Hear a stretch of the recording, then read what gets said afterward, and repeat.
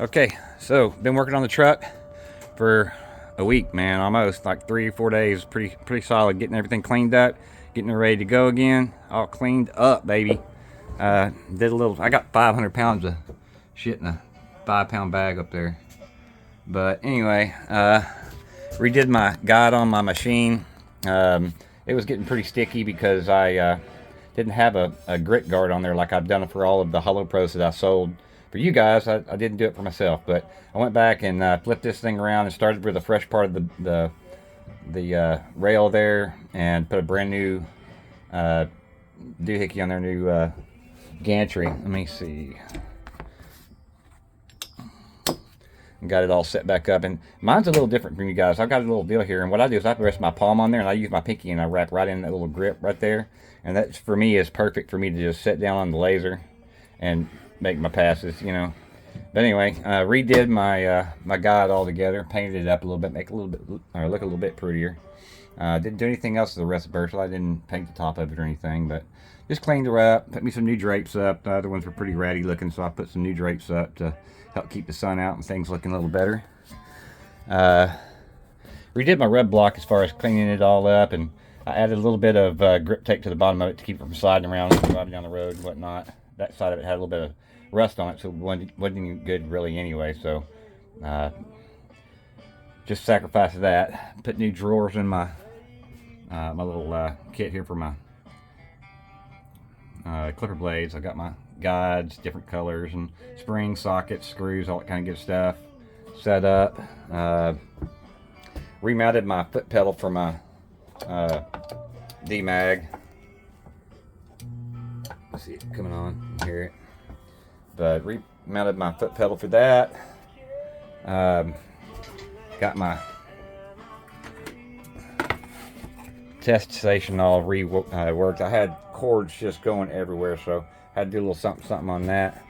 Clipper sits down in here, just whip her on out, and then you can do your deal there. And when you get done with that portion of it, you got a foot pedal down here, and everything goes right down the tube. When you get done, clipper goes right back in place. Board goes right back in place. Everything's the way it is. It's ready to go down the road. I don't have to. Everything goes right back where it was. So when I get ready to leave, I don't have to stop and pack things up and do this and do that to get ready to roll on down the road. Been talking about this knife station for a while. Let's go to that. Got my whole hamaguri all cleaned up. Cleaned up all of my tools. You know, my clipper blade jig that I don't use it very much, but when my hand gets to hurting it from time to time, I use it. So I got it all cleaned up. Got my hamaguri clamp on a little mount there that I can use to. Got a magnet on the bottom of it. The whole top of this is metal underneath that, and get your scissors set up and whatnot. Just makes it easier to handle the clamp and all that kind of stuff. So that's something that helps me. But the old hamaguri, this old girl's still looking good, man. Got it cleaned up. It's got little bangs and bings and dings on it, but not too bad. Got my eagle eye over there just in case I need it. Got me a 6-inch grinder over there with a wire wheel on it too, just in case. Got my hammer in case I need it. Got my little bending block there, scissor wise. Anyway, I'm ready on all that. Now, where we getting cool is, you know, let me turn some of these lights off. We'll get rid of those.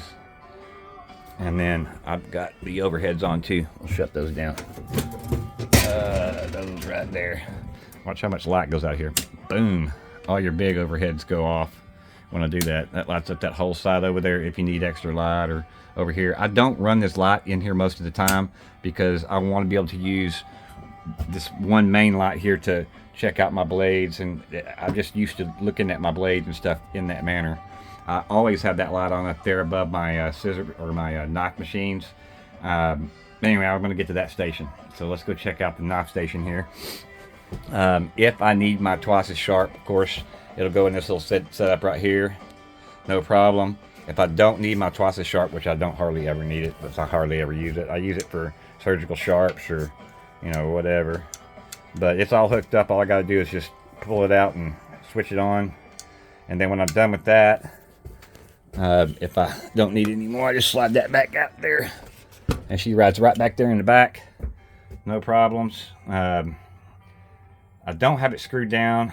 I was thinking about putting some magnets on it or something. I still don't have that worked out, but I've never had a problem with it. It might rattle around just a little bit, but never had any real issues with it. And I figure if I ever do, wreck the truck, that big bastard there is going to be the one that's going to be flying around in my mind. So anyway, I got my little setup on my. This one's just a stock. Just a stock Harbor Freight 1x30. I got my compound over there in case I need it. You can see a little bit on the belt there. I got a little bit of blue on it. I don't use that a whole lot on, of course, on scissors. I do some, but it's just got the stock motor on it. And I sacrificed from one of my other machines here that I built. I put a brand new motor on it, and this one's been built out this way for a long time, so that if I need the, let me shut this radio off, or this music off here. Lower. All right, so I don't use it all that much, but I'm really going to try to get into knives this year. So anyway, I got this all set up. I just got it on one screw so I can rotate it depending on what I'm doing, so I know I've got access to however big of a knife I'm doing. I don't know if I can do a sword, but I ain't worried about that shit anyway. So you got your compound over there. You got your belt wheel. I'm gonna put a belt machine or a wheel machine in here too. I'll probably set it right back there with the twice as sharp, and then I can use it in this section when I'm not using my knife machine for deburring, or I want to have a couple of serration wheels. Clip's got those little diamond deals. I want to get into that, but I'm just not there yet. But this is where we're at. Anyway, so now we'll move on into the. You see, you got magnet here, magnet here. Those come down and clasp in place, and that sucker ain't going nowhere, man. And then you've got, of course, you've got a light on this one. The switch is right back here if you need it, and you can light up that belt, or you can come over here, light up that belt, whichever belt you're going to be using. These machines, of course, are set up. I got them set at 2,000 RPM right now because I think that's fair. I don't know. I'll see when I start really using them, but angle guides are both at about 16 degrees right now. Man, they're just flawless. These machines are so smooth, man, when you build them with these motors. Love it, love it, love it. Anyway, so that's the new knife setup, and we'll see how this little deal here works out for me as far as doing knives. So that's for the new year. That's what we're going to try to do a little more knife work this year if we can. I know some of you guys, that's all you do, so shit, I think I could probably get away with doing a whole lot more of it.